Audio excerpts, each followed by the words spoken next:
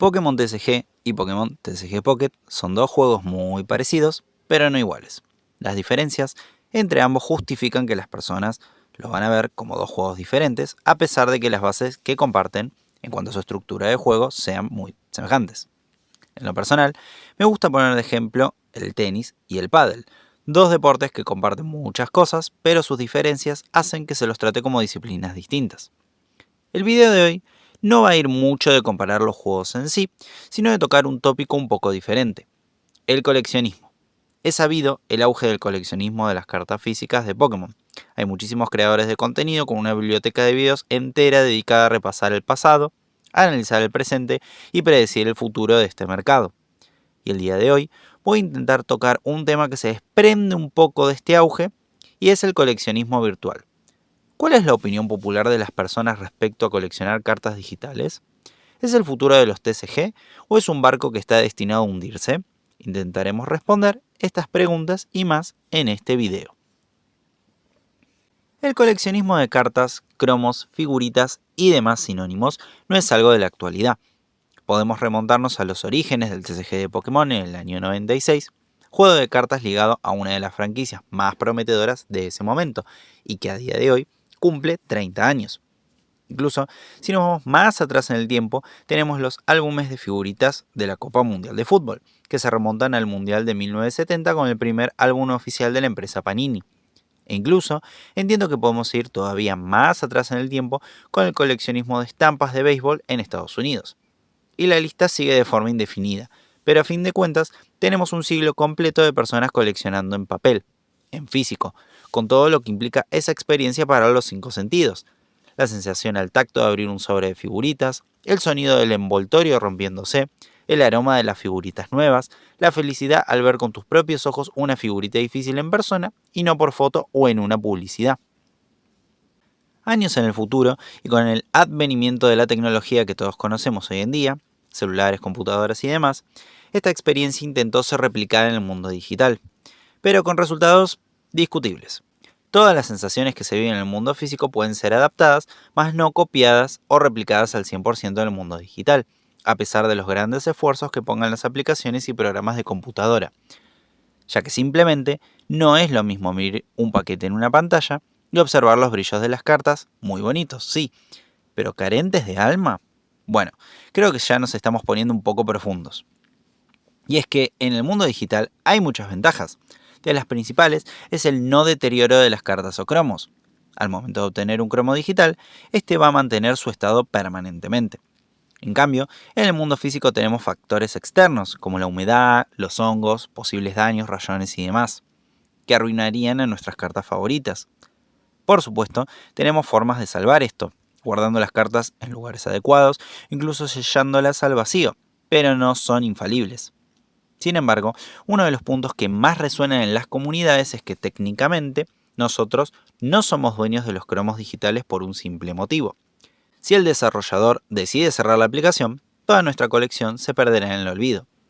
Incluso teniendo una carta dañada o doblada, esta carta física va a ser nuestra para toda la vida, sin depender de lo que decida o no hacer la empresa distribuidora. Sin embargo, hay que ver las cosas de otra perspectiva, y por eso voy a puntualizar ahora en Pokémon. Para jugar al TCG físico, se necesitan tener las cartas, las cuales pueden costar un buen dineral o directamente ser muy difíciles de conseguir dependiendo del país donde uno se encuentre. Y sumado a todo esto, si consideramos además los productos falsificados y sobreprecios, es un combo para el desastre que aleja a muchísimos jugadores potenciales.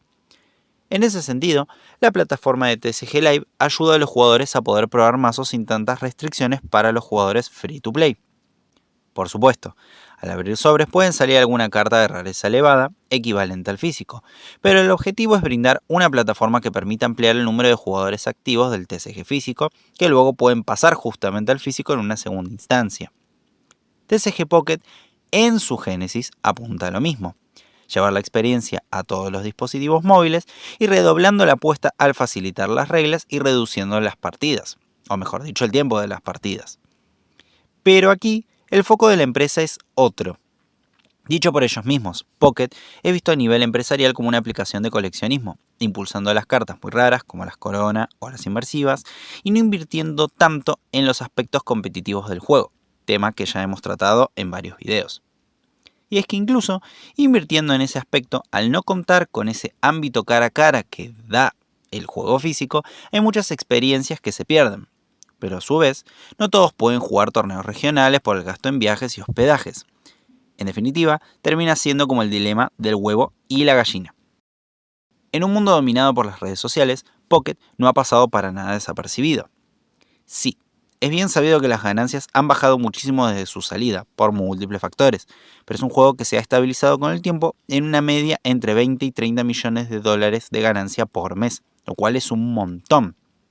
Pero tampoco podemos pasar por alto todo el fiasco del universo NFT que reculó la opinión popular respecto a todo el tema del coleccionismo digital.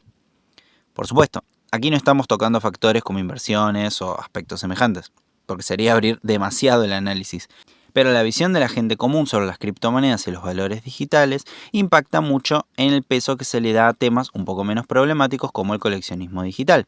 Y la gente que busca valor de reventa, dado que hoy en día Pocket no cuenta con una estructura que permite la comercialización legal de cartas con dinero real, se termina alejando un poco. Y es que si nos ponemos a pensar, un esquema de monetización de ese estilo se cae a pedazos si pensamos en la cantidad de personas que, con una simple computadora, pueden generar multicuentas en simultáneo produciendo un número infinito de cartas. Y literalmente es infinito. En el TCG físico, el número de cartas es finito y la oferta limitada termina regulando un mercado que, si bien es muy salvaje hoy por hoy, tiene un punto final. En Pocket, la gente puede abrir sobres hasta el fin de los tiempos, obteniendo finalmente todas las cartas, incluso las más raras. Y eso le quita cierto valor, entre comillas, al menos desde la perspectiva de los jugadores. Solo el futuro determinará si lo digital pasará por encima de lo físico, si lo físico reinará por siempre o si conviviremos con lo mejor de ambos mundos. Pero por el momento, quisiera escucharlos a ustedes. ¿Qué opinan de este tópico? ¿Disfrutan más del mundo físico o del digital? ¿Le ven futuro al mundo digital o nunca podrá pasar por encima al mundo físico? Leeré todas sus opiniones en la caja de comentarios. Eso es todo por mi parte, les mando un enorme saludo y nos vemos la semana que viene.